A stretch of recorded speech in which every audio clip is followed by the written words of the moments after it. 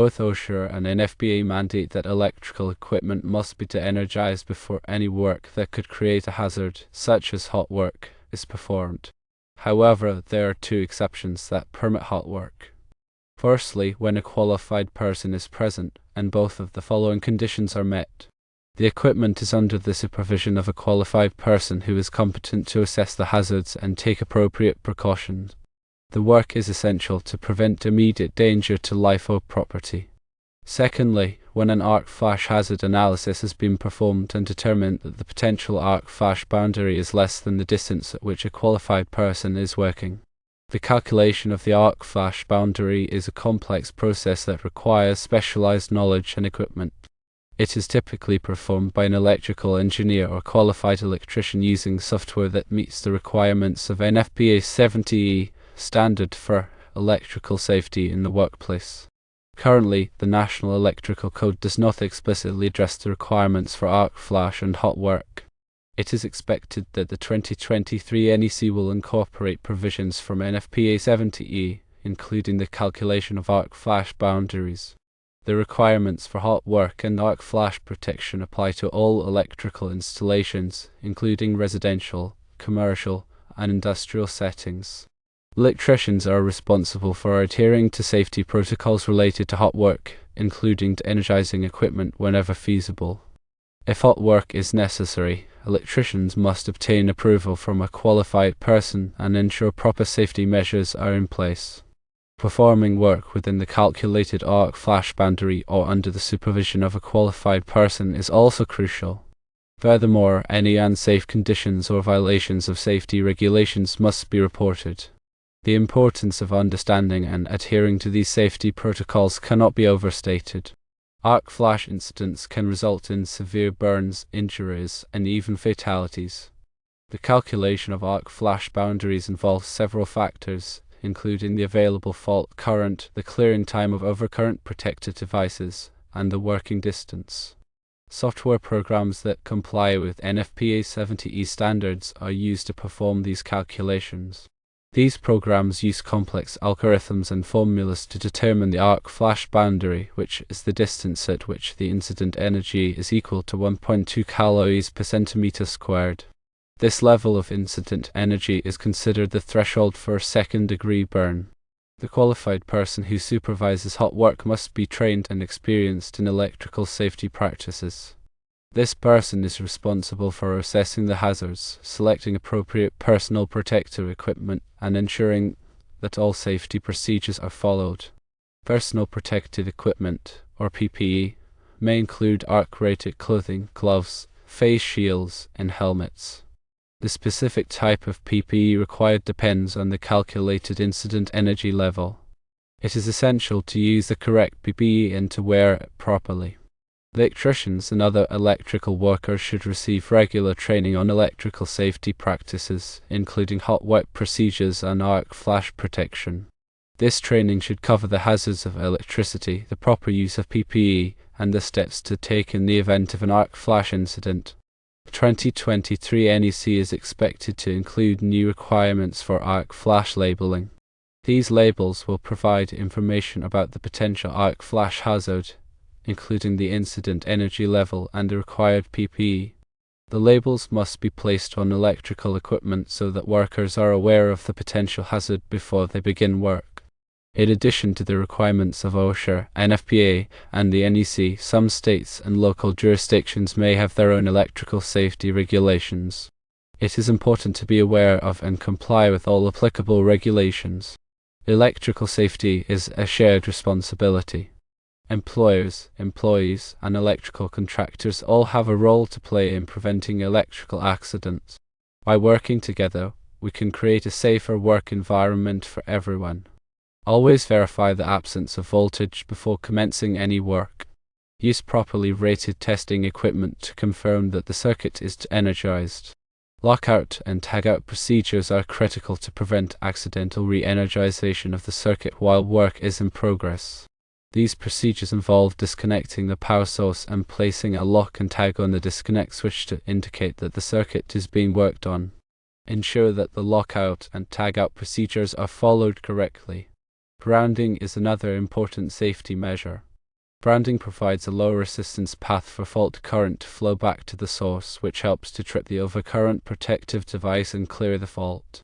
Make sure that all electrical equipment is properly grounded. Maintain a safe working distance from energized parts. The safe working distance depends on the voltage level of the equipment. Refer to the applicable safety standards for guidance on safe working distances. Avoid working alone on energized electrical equipment. Have another qualified person present to assist you in case of an emergency. Regularly inspect electrical equipment for damage or defects.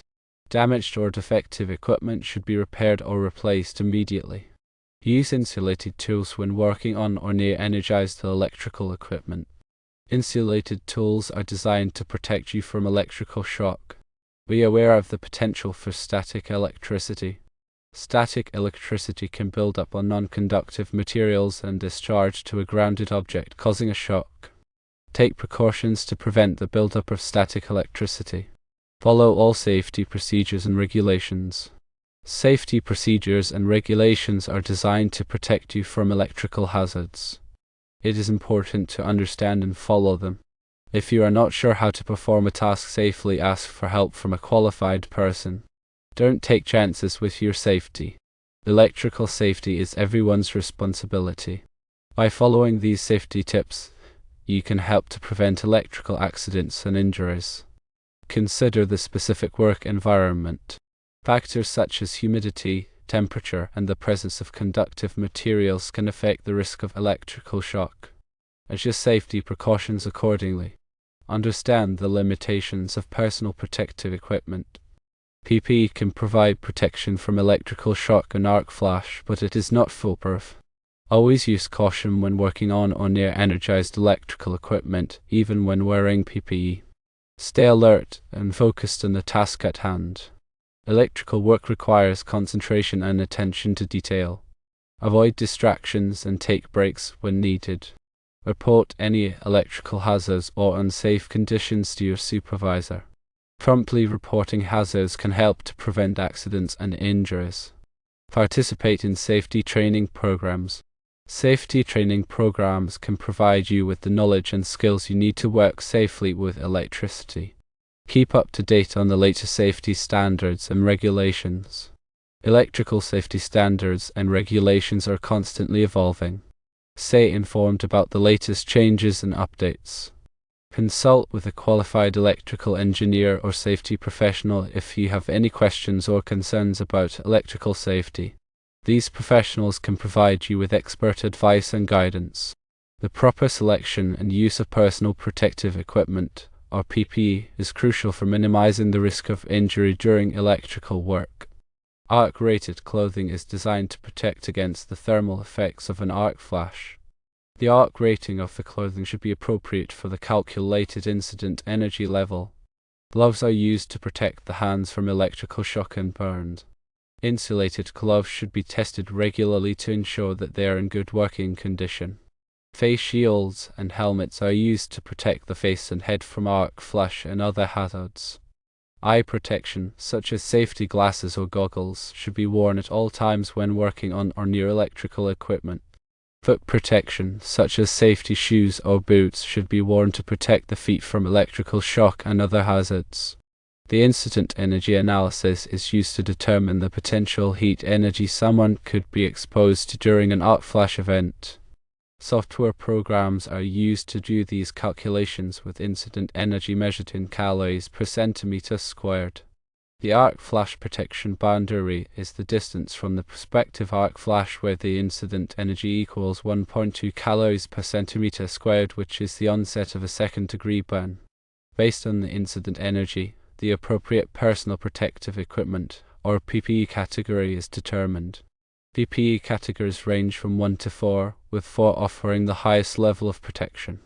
Category 1 requires arc-rated clothing with a minimum arc rating of 4 calories per centimeter squared. This includes a long-sleeve shirt and pants or a coverall. Category 2 requires arc-rated clothing with a minimum arc rating of 8 calories per centimeter squared. This often includes an arc-rated shirt and pants or an arc-rated coverall and an arc-rated face shield. Category 3 requires arc-rated clothing with a minimum arc rating of 25 calories per centimeter squared. This typically involves an arc-rated flash suit, including a jacket and pants, and an arc-rated hood or helmet. Category 4 requires arc-rated clothing with a minimum arc rating of 40 calories per centimeter squared. This usually includes a complete arc-rated flash suit with a jacket, pants, and a hood or helmet, providing comprehensive protection. In addition to arc-rated clothing, insulated tools are essential for electrical safety. These tools are designed to prevent electrical current from flowing through the user's body. Regularly inspect insulated tools for any signs of damage, such as cracks or tears in the insulation. Replace any damaged tools immediately. Voltage-rated gloves provide insulation against electrical shock. These gloves should be inspected before each use for any signs of damage, such as holes or cuts. Use a glove inflator to check for leaks. Wear leather protectors over the insulated gloves to protect them from physical damage. Safety glasses or goggles should be worn at all times when working on or near electrical equipment to protect the eyes from flying debris and arc flash. Hearing protection is important when working in noisy environments, especially when arc flash is possible, to prevent hearing damage from the intense sound of an arc blast. Before starting any electrical work, it is essential to conduct a thorough risk assessment. Identify all potential hazards and take steps to mitigate them. Use a checklist to ensure that all safety procedures are followed. Ensure that all workers are properly trained and qualified to perform the work safely. Conduct regular safety meetings to discuss potential hazards and review safety procedures. Maintain a safe work environment by keeping the work area clean and organized. Use barriers and warning signs to alert others to potential hazards. Implement a lockout/tagout program to prevent accidental energization of equipment. Lockout/tagout procedures should be followed whenever working on de-energized equipment. Verify that the equipment is de-energized before starting work. Use a voltage tester to confirm that no voltage is present. Ground the equipment to provide a safe path for fault current flow. Grounding helps to prevent electrical shock in the event of a fault. Follow safe work practices when working near energized equipment. Maintain a safe working distance from energized parts. Use insulated tools and equipment. Wear appropriate personal protective equipment. Be aware of the potential for arc flash and other electrical hazards. In the event of an electrical accident, it is important to know how to respond quickly and effectively. Call for emergency medical assistance immediately. Administer first aid to the injured person. Follow established emergency procedures. Investigate the accident to determine the cause and prevent future occurrences. Implement corrective actions to address any safety deficiencies. Regularly review and update safety procedures to ensure that they are effective. Promote a culture of safety in the workplace. Encourage workers to report any hazards or unsafe conditions. Recognize and reward workers who demonstrate a commitment to safety. By implementing these safety measures, you can create a safer work environment for everyone and reduce the risk of electrical accidents. Remember, electrical safety is everyone's responsibility. Always be aware of the potential hazards and take steps to protect yourself and others.